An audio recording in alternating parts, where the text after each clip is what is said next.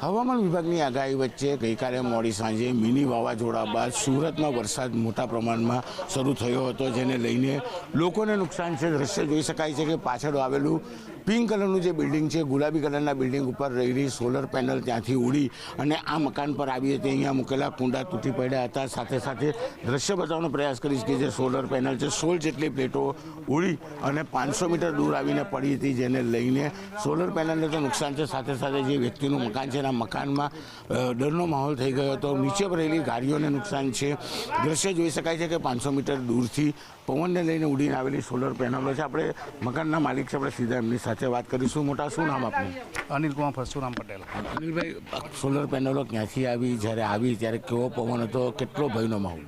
એ પવન તો ઘણો બધો હતો, કોઈ માપી નહીં શકાય, પણ એ પેનલ 500 મીટર દૂરથી જીવન જ્યોત સાઇડથી આવ્યું છે અને કમસે કમ 16 પેનલો સ્ટ્રક્ચર હઠે ટકરાઈને દિવાલો બધી ધરાશાયી થઈ અને આ બધું ઘણું બધું નુકસાન તો કરી ગયું છે. મારી 4 વ્હીલ પણ નકશક કરી દીધી છે કે આજે શું થયું એને. બિલકુલ દ્રશ્ય જોઈ શકાય છે કે 500 મીટર દૂરથી આવેલી જે પેનલ છે, સ્ટ્રક્ચર સાથે પવનમાં ઉખડીને આવી અને 500 મીટર આવેલા એક મકાન ઉપર પડી છે.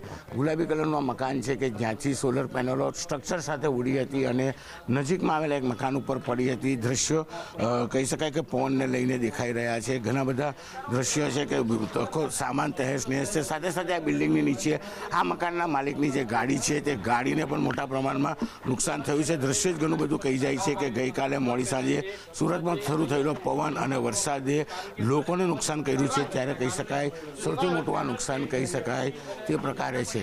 કેમેરામેન જીગર ગૂગલ સાથે કીર્તેશ પટેલ, ન્યૂઝ 18 ગુજરાતી, સુરત. હવામાન વિભાગની આગાહી વચ્ચે ગઈકાલે મોડી સાંજે મિની વાવાઝોડા બાદ સુરતમાં વરસાદ મોટા પ્રમાણમાં શરૂ થયો હતો, જેને લઈને લોકોને નુકસાન છે. દ્રશ્ય જોઈ શકાય છે કે પાછળ આવેલું પિંક કલરનું જે બિલ્ડિંગ છે, ગુલાબી કલરના બિલ્ડિંગ ઉપર રહેલી સોલર પેનલ ત્યાંથી ઉડી અને આ મકાન પર આવી હતી. અહીંયા મૂકેલા કુંડા તૂટી પડ્યા હતા. સાથે સાથે દ્રશ્ય બતાવવાનો પ્રયાસ કરીશ કે જે સોલર પેનલ છે, 16 જેટલી પ્લેટો ઉડી અને 500 મીટર દૂર આવીને પડી હતી, જેને લઈને સોલર પેનલને તો નુકસાન છે. સાથે સાથે જે વ્યક્તિનું મકાન છે, મકાનમાં ડરનો માહોલ થઈ ગયો હતો. નીચે રહેલી ગાડીઓને નુકસાન છે.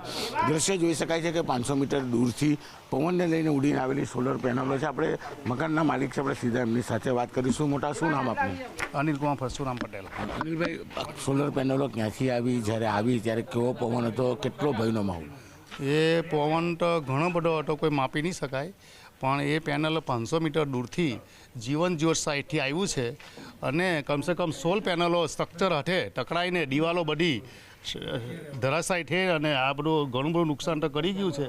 મારી 4 વ્હીલ પણ નકશક કરી દીધી છે કે આજે શું થયું એને. બિલકુલ દ્રશ્ય જોઈ શકાય છે કે 500 મીટર દૂરથી આવેલી જે પેનલ છે, સ્ટ્રક્ચર સાથે પવનમાં ઉખડીને આવી અને 500 મીટર આવેલા એક મકાન ઉપર પડી છે.